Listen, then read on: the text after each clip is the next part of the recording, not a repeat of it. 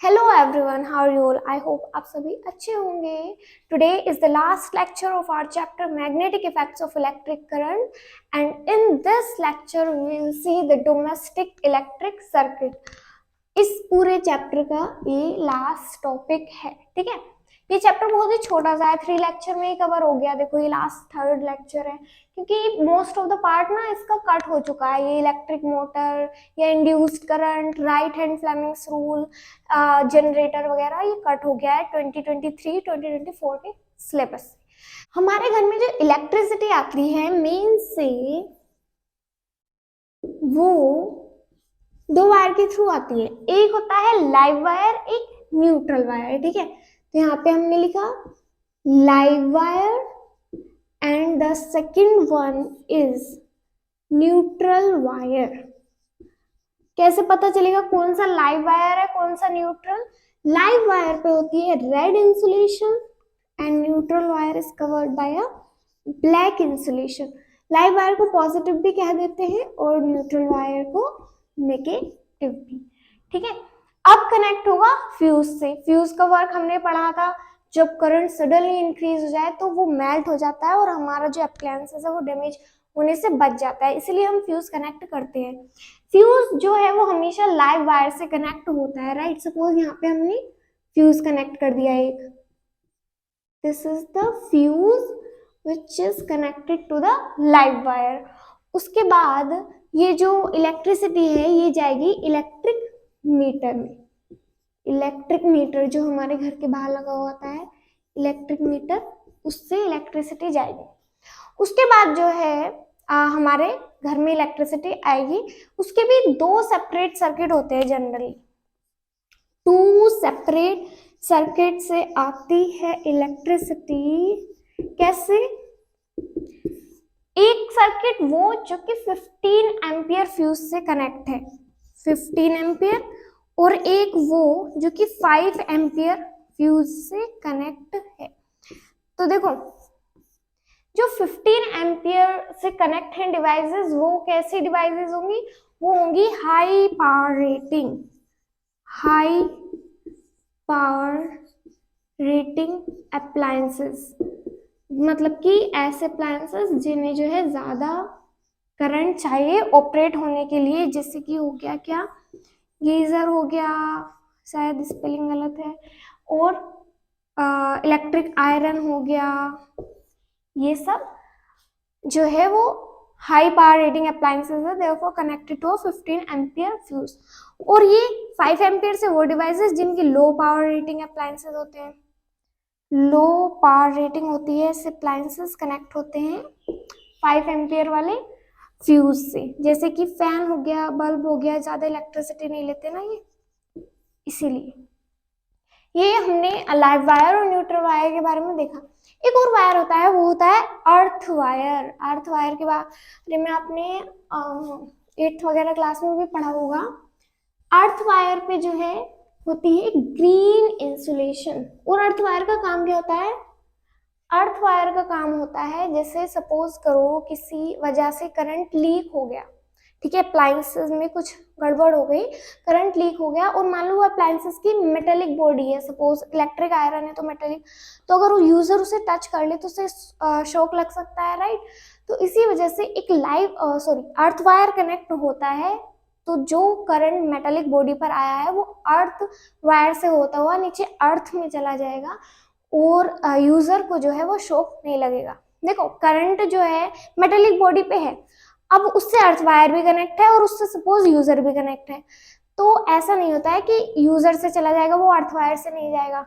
ऐसा क्यों नहीं होता है? देखो जो हम वायर कनेक्ट करते हैं अर्थ वायर, उसका रेजिस्टेंस बहुत ही कम लेते हैं, तो इजीली करंट उससे पास हो जाएगा। हमारे ह्यूमन बॉडी का रेजिस्टेंस उस वायर से ज्यादा होता है, तो करंट हमेशा कहाँ पे फ्लो करेगा?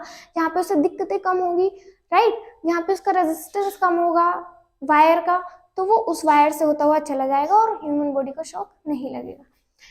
तो अर्थ वायर की बात करें, अर्थ वायर होता है ग्रीन इंसुलेशन।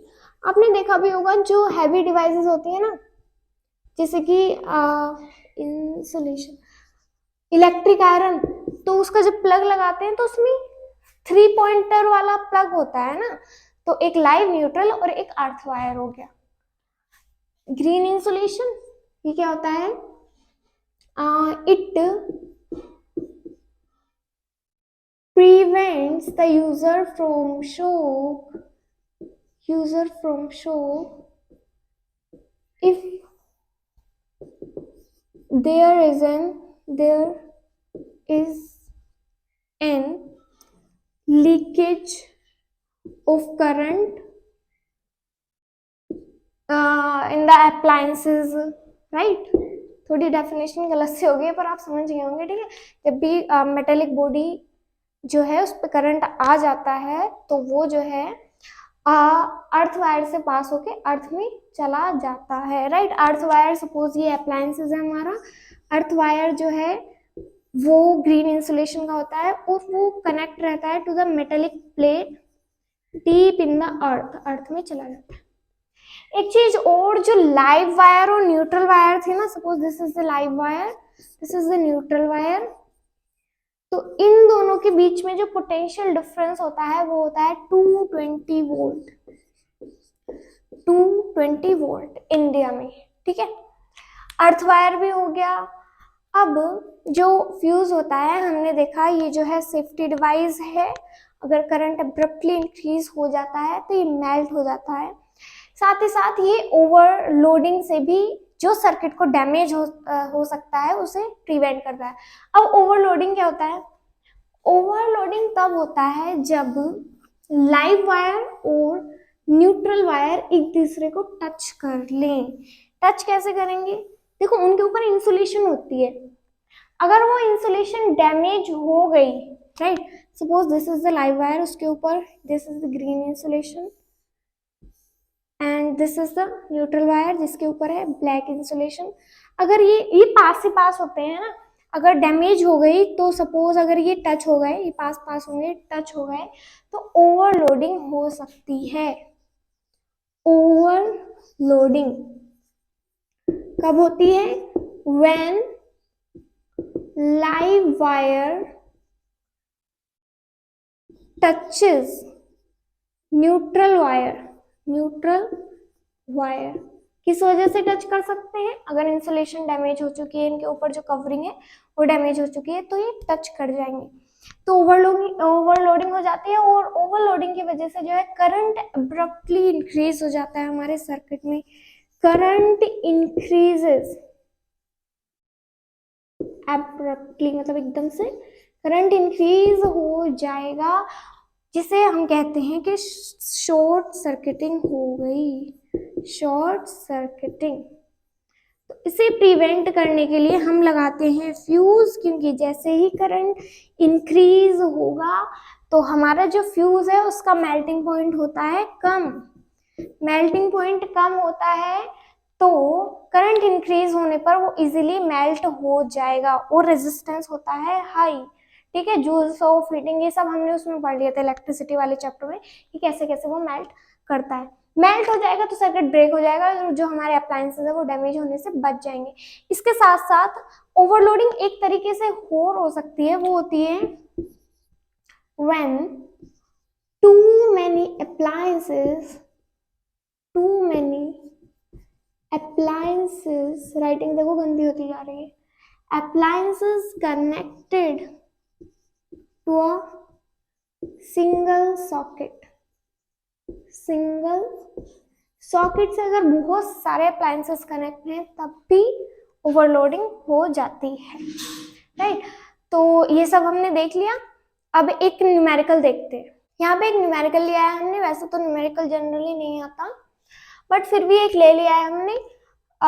ये जो है इलेक्ट्रिसिटी पर भी बेस्ड है और मैग्नेटिज्म पर भी थोड़ा बहुत, मतलब फ्यूज से रिलेटेड है, मैग्नेटिज्म से नहीं है, फ्यूज से रिलेटेड है। तो देख लेते हैं इसे क्या कह रहा है। An electric motor of 1.5 kilowatt. सबसे पहले पार लिख लेते हैं, गिवन लिखना होता है हमें न्यूमेरिकल में, ठीक है। उसके बाद जो फाइन होता है वो अपने आप निकल आता है, मतलब निकालना पड़ता है। 1.5 किलोवाट, इसे वॉट में करेंगे, is equal to 1.5 into 1000 watt is equal to 1500 watt. ये हो गई पावर, ठीक है। अब is connected to a fuse of rating 5 ampere, ठीक है, फ्यूज से कनेक्ट है जिसकी रेटिंग 5 एम्पियर है। जनरली मान लो ये मोटर है तो इससे पहले फ्यूज होगा, डिवाइस से पहले कनेक्ट होता है ना, बाद में करके क्या करेंगे, पहले कनेक्ट होगा तो वो मेल्ट हो जाएगा, डिवाइस बच जाएगी डैमेज होने से, इसीलिए पहले फ्यूज कनेक्ट होता है। What would happen when switch is on, अगर स्विच ऑन होगा तो क्या होगा। देखो यहाँ पे और कुछ नहीं दिया हुआ, बस पावर दी हुई है, फ्यूज की रेटिंग दी हुई है। अगर कुछ नहीं दिया होता है और हमें फॉर्मूला पता है power is equal to V I, अगर इस फॉर्मूला से हम करंट निकालें, मतलब कि जो करंट उसे चाहिए, मतलब या जो विड्रॉ करेगा मोटर, वो कितना होगा, I is equal to P by V, लेकिन यहाँ पे वोल्टेज तो दिया नहीं हुआ है। तो अभी हमने पढ़ा है इंडिया में वोल्टेज अगर नहीं दिया हुआ क्या लेते हैं हम, 220 volt, power is 1500 upon voltage 220 volt, zero cancel by zero, इसे जब आप सॉल्व करेंगे तो आंसर आएगा 6.8 एम्पियर, राइट। यानी कि जब स्विच ऑन करेंगे इतने वोल्टेज पे, तब यहाँ से जो करंट आएगा वो 6.8 एम्पियर आएगा, और इसकी रेटिंग क्या है, 5 एम्पियर, मतलब कि जो इसकी रेटिंग है उससे ज्यादा करंट आ रहा है, तो क्या होगा, फ्यूज जो है मेल्ट हो जाएगा, fuse will melt, fuse melt हो जाएगा तो सर्किट ब्रेक हो जाएगा, सर्किट ब्रेक हो जाएगा, सर्किट ब्रेक हो जाएगा तो motor will not work, motor will not work.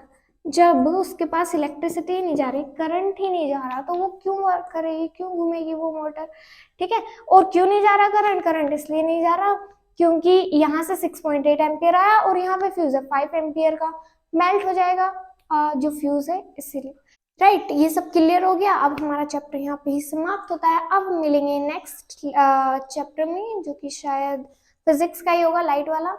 So till then keep studying, bye bye, take care.